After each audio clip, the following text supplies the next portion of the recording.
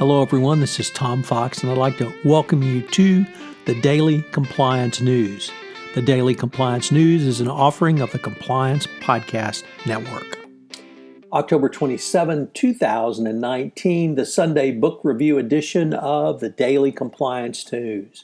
Today we are focusing on books from the University of North Carolina Press, the UNC Press. First up, India and the Cold War by Manu, Bhagavan. This is a collection of essays which inverts the way we see the Cold War by looking at the conflict from the perspective of the developing world rather than the superpowers, through the birth and first few decades of India's life as a post-colonial nation. Contributors draw on a wide range of new material, from recently opened archival sources to literature and film, and meld approaches from diplomatic history to developmental studies to explain the choices India made and to frame decisions by its policymakers.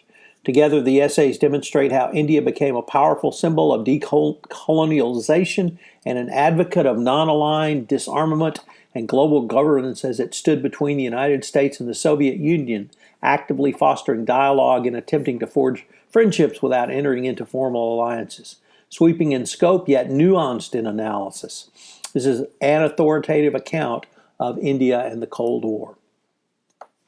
Next up, a very interesting book, Blood, Sweat, and Tears, Jake Gaither, Florida A&M, and the History of Black College Football by Derrick White. Black college football began during the nadir of African-American life after the Civil War. The first game occurred in 1892, a little less than 4 years before the notorious Supreme Court decision of Plessy versus Ferguson.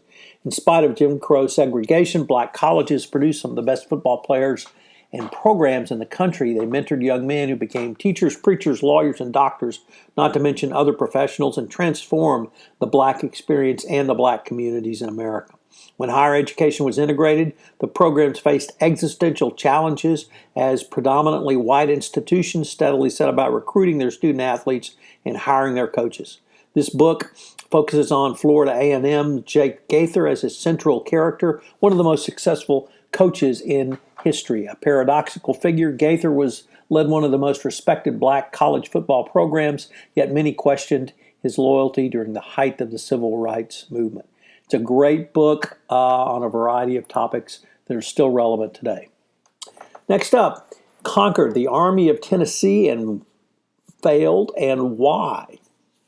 Operating in the vast and very trans-Appalachian West, the Army of Tennessee, that's the Confederate Army, was crucially important to the military fate of the Confederacy.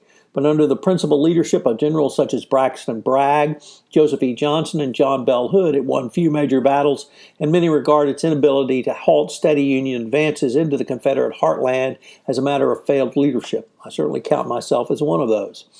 Here, esteemed military historian Larry Daniel offers a far richer interpretation, however, surpassing previous work that focused on the questions of the command structure and the force's fate on the fields of battle. He provides the clearest view to date of the Army's inner workings, from top-level command and unit cohesion to the varied experiences of the common soldier and their connections to the home front. Drawing on a mastery of relevant sources, Daniel's book is a thought-provoking reassessment of the Army's fate with important implications for Civil War history and military history writ large. The failures of the Army of Tennessee are well noted, and it's an interesting read to find out that the systemic rot at the top really permeated down throughout the entire organization. And finally, in this era of varsity blues, we have a book I think that is very important right now, The Insider's Guide to Working with Universities, Practical Insights for Board Members, Business People, Entrepreneurs, Philanthropists, Alumni Parents, and Administrators by James Dean and Deborah Cook. Given where the state of the current American university is and how the system was abused by certain people to get their children into prestigious colleges, this is certainly a timely book to talk about how you should and can work directly and legally with universities. Thanks so much for listening. This is Tom Fox. I hope you have a great weekend from the Daily Compliance News.